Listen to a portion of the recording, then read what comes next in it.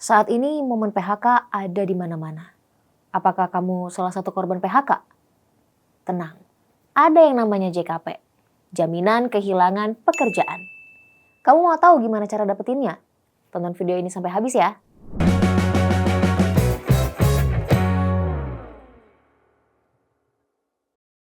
Kita hidup di masa yang nggak mudah. PHK bukan cuma terjadi di satu kota aja, atau satu jenis industri.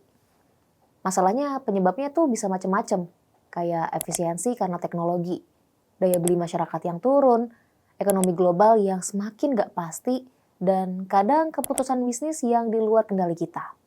Maka dari itu, sejak 2022 pemerintah kita meluncurkan program JKP atau Jaminan Kehilangan Pekerjaan. JKP ini adalah program perlindungan sosial dari BPJS Ketenagakerjaan. Tujuannya buat bantu korban PHK agar tetap bisa bertahan dan kembali dapat pekerjaan baru. Ada 3 bentuk bantuan dari JKP ini.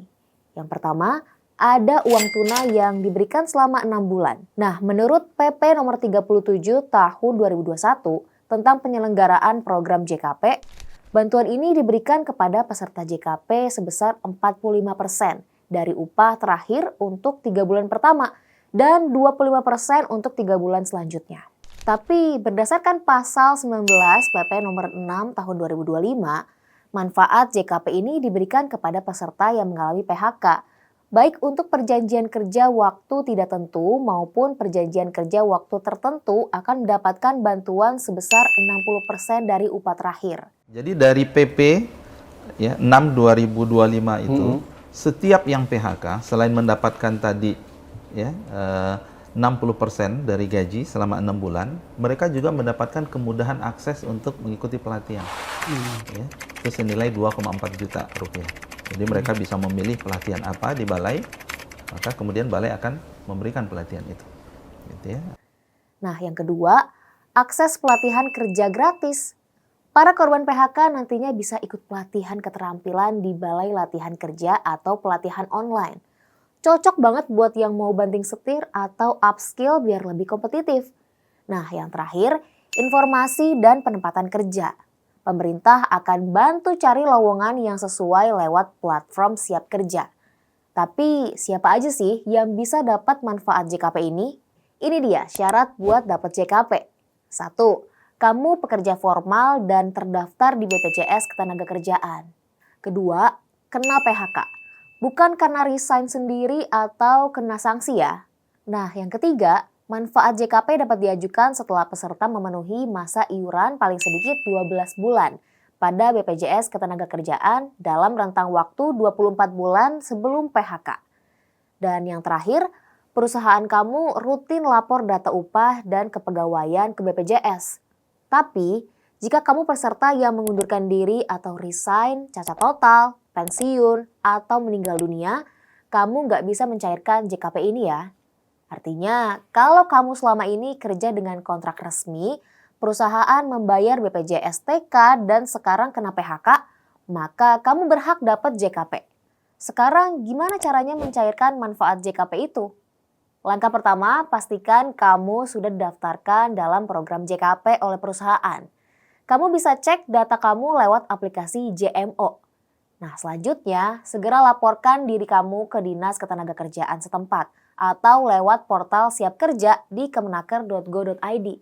Siapkan dokumen antara lain IKTP dan KK, surat PHK resmi dari perusahaan, paklaring atau surat pengalaman kerja, buku tabungan, dan kartu peserta BPJS Ketenagakerjaan. Nah, yang terakhir, isi formulir JKP di platform Siap Kerja.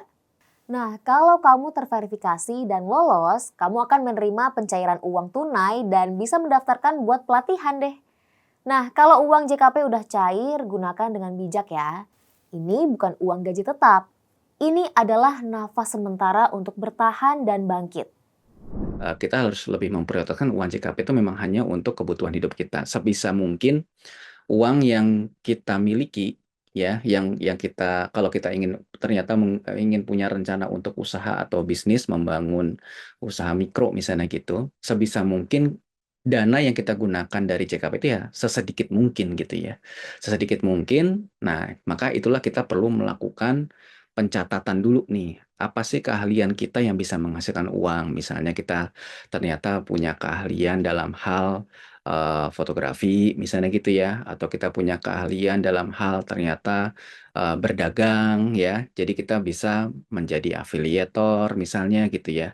Nah, terus kemudian kita mencari peluang-peluang lain yang modalnya cukup sedikit tetapi bisa menghasilkan gitu. Itu yang paling poin pentingnya karena kalau kita mungkin berpikir wah ini modalnya segini tapi akan dapat keuntungannya lebih besar, masalahnya keuntungannya besar itu belum pasti ya, belum pasti. Jadi kita perlu juga kita mencari tahu ini dananya berapa. Sekecil mungkin, mungkin bisa maksimal itu 10% ya dari dana JKP itu ya. Nah, tips nih buat kamu. Mulai dari hal kecil tapi konsisten. Pisahkan uang modal dan keuntungan. Catat semua pengeluaran dan pemasukan. Jangan tergoda hal konsumtif dulu ya. Maka kita juga harus berpikir bagaimana caranya kita punya income tambahan. Nah, income tambahan ini bisa kita peroleh dari misalnya setelah kita list down ya, kita buat daftar daftar kembali nih aset-aset kita gitu. Ternyata apakah ada aset-aset yang bisa kita kembangkan? Misalnya kita punya kendaraan gitu ya.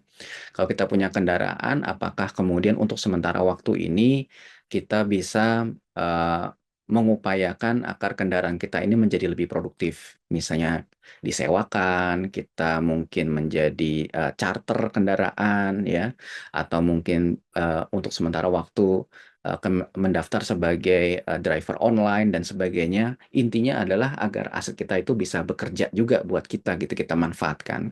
Kalau ternyata kita punya keahlian, misalnya keahlian membuat kue gitu. Nah, kita mungkin bisa terjun ke dalam bisnis yang kita punya keahlian di dalamnya.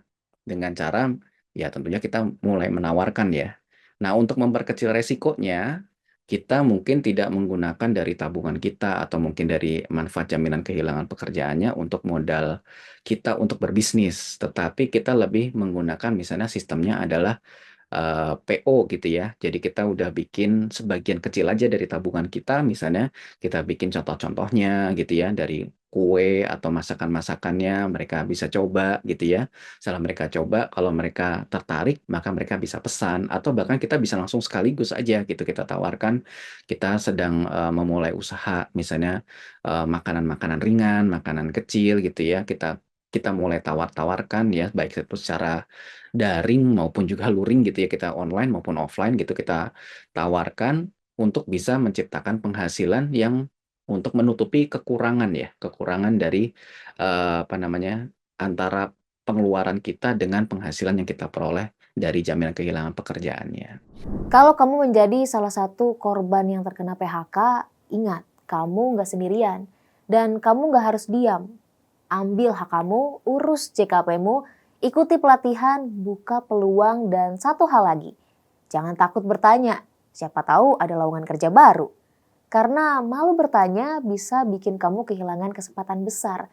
Dan selalu ingat, kehilangan pekerjaan bukan akhir. Tapi mungkin awal dari sesuatu yang lebih baik. Like video ini kalau informasi yang kita berikan bermanfaat buat kamu. Atau share video ini ke teman yang butuh informasi ini ya. Selanjutnya, kamu mau bahas apa lagi nih? Tulis di kolom komentar ya.